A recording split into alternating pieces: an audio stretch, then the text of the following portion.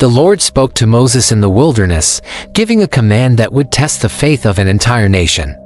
He said, "Send men to explore the land of Canaan, which I am giving to the Israelites." And so, 12 leaders were chosen, one from each tribe of Israel. Among these men were two whose names would echo through history: Joshua son of Nun, and Caleb son of Jephunneh. Their mission was to scout the land God had promised them, a land described as flowing with milk and honey. After 40 long days, the spies returned. They brought with them a cluster of grapes so large it had to be carried on a pole between two men, a tangible sign of the land's abundance. They confirmed the reports: "The land we explored certainly flows with milk and honey. And this is its fruit." However, their report quickly turned from promise to panic. 10 of the spies painted a picture of insurmountable obstacles. They spoke of fortified cities and giants, the descendants of Anak. Fear gripped their hearts, and it spilled out in their words: "We can't attack those people. They are stronger than we are."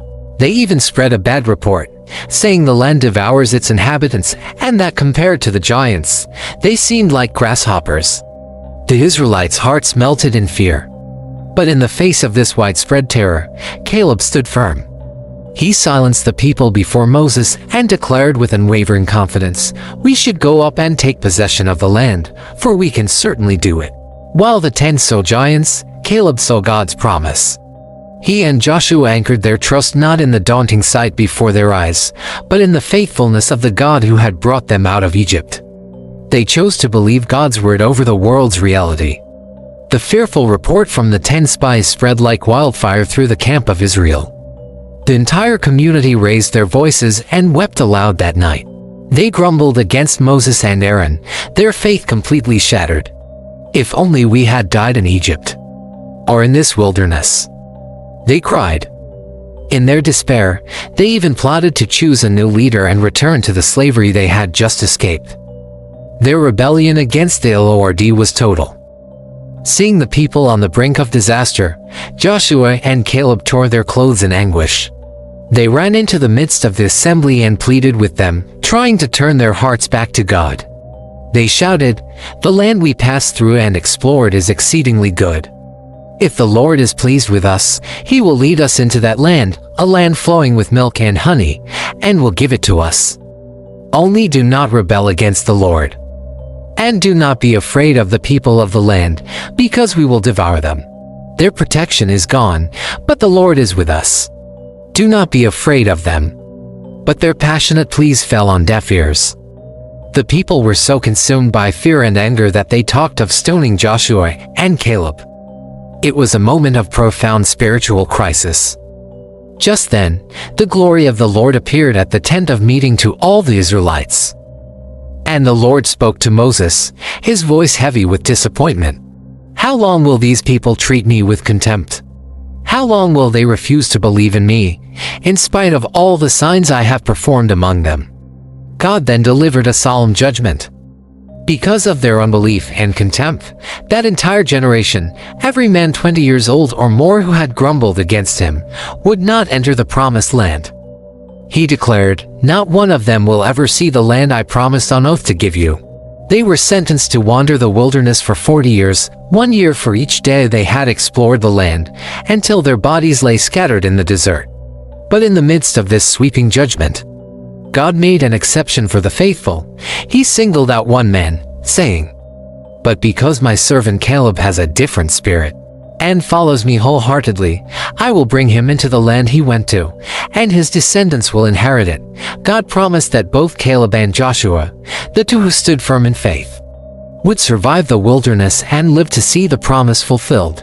Their unwavering trust set them apart from an entire generation. The years passed. The generation that had feared the giants and rejected God's promise slowly faded away in the wilderness, just as God had decreed. Moses, the great leader who had brought them out of Egypt, also passed away, and the mantle of leadership fell upon his faithful servant, Joshua.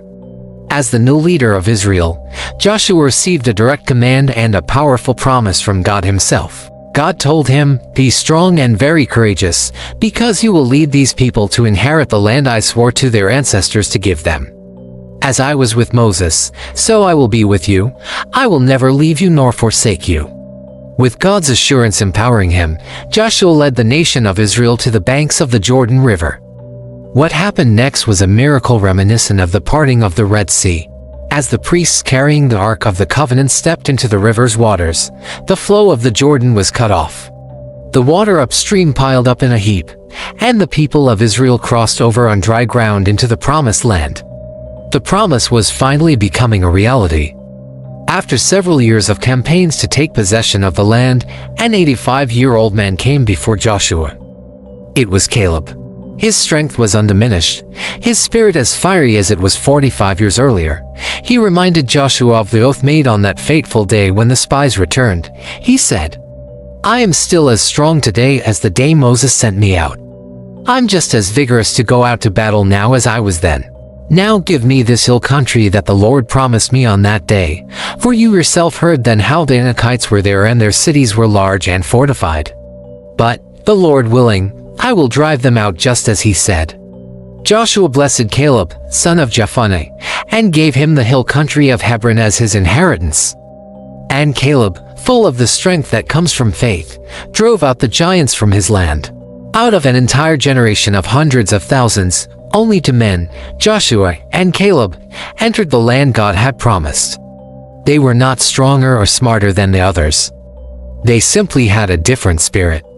They chose to trust God's promise over their own fears. Their story reminds us that with God, all things are possible, for as the scriptures say, the Lord your God will fight for you. Thanks for watching. Don't forget to like and subscribe for more stories of faith.